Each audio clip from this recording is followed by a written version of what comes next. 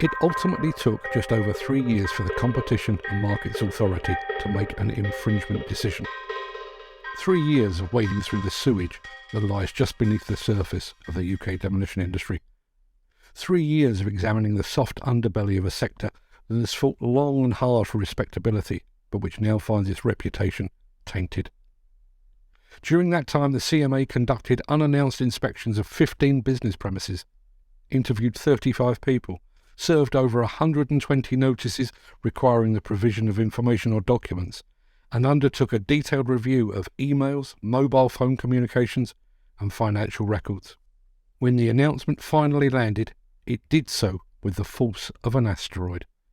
And like the asteroid that struck the Earth some 46 million years ago, the CMA asteroid could spark an ice age for the UK demolition sector. The CMA investigation has laid bare the inner workings of the UK demolition industry. It revealed to the world a sector in which unlawful activity is still seen as a path to profit.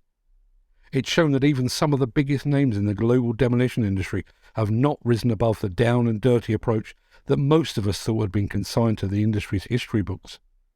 And it has also shown that some would prefer to look the other way rather than actually confront the corruption staring them in the face. The level of fines levied against the 10 companies that were ultimately found guilty of wrongdoing are big. In 2 cases, they are massive.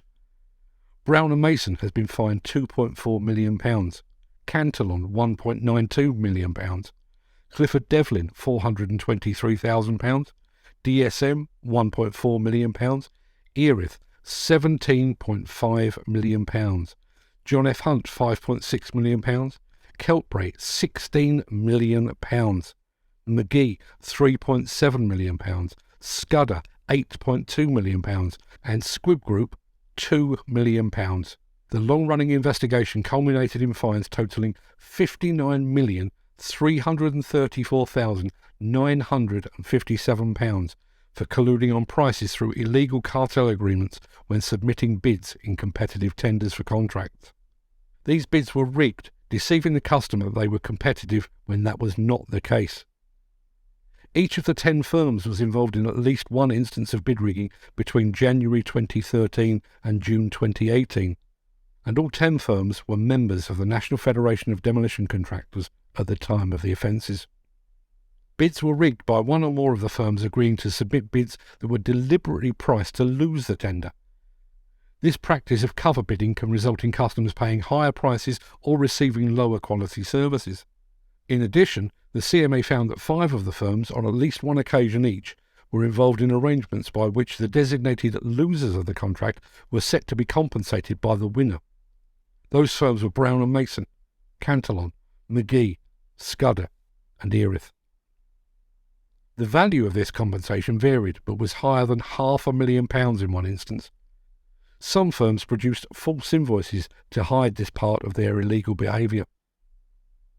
The CMA found that instances of illegal collusion took place over a 5-year period and affected 19 contracts for demolition work in London, the South East, and in the Midlands. The public and private sector contracts included the development of Bow Street Magistrates Court and Police Station, the Metropolitan Police Training Centre in Hendon, Selfridges in London, properties belonging to Oxford and Coventry universities, shopping centres in Reading and Taplow, a large office block on London's South Bank, and other sites in central London.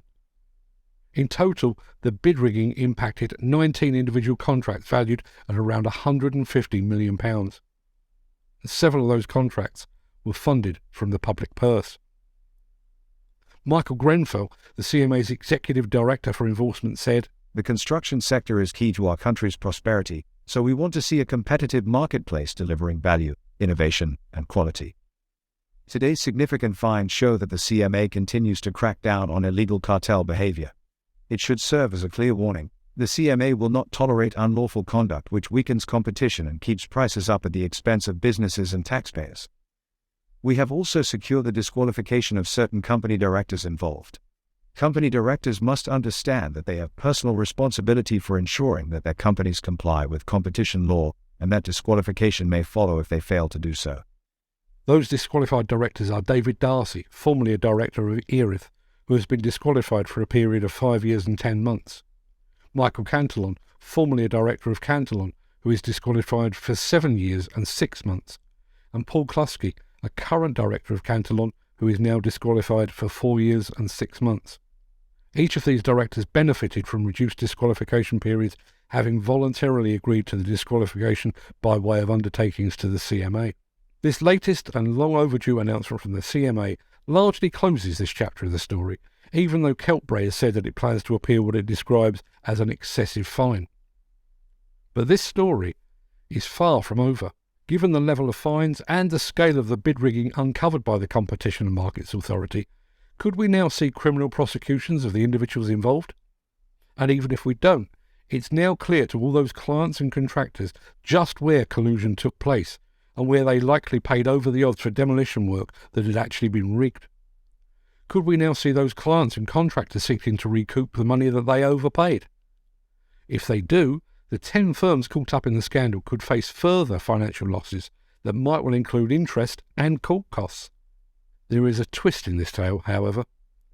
For one thing, 9 of the 10 companies that have been fined remain comfortably within the bosom of respectability with their NFDC membership intact. It was perhaps naive to expect the NFDC to kick out some of its biggest and best-known members, but the fact that the Federation has remained tight-lipped throughout the whole sorry business is to its detriment. By standing by the guilty 10, the NFDC has tainted the reputation of its entire membership. Then again, perhaps reputation counts for less these days. Even while these companies were under investigation and long after many of them had admitted their involvement, they continued to win work. Bizarrely, they will continue to do so. Modern demolition work, particularly that taking place within London or as part of a framework, requires contractors to prove they have the financial clout to see a project through to completion. The 10 companies handed fines by the CMA are among the firms with the greatest financial clout in the UK demolition industry. And so, some clients and some frameworks will have no choice but to employ the services of companies that have been proven to be unlawful because those companies have enough money in the bank, some of which was obtained by unlawful means.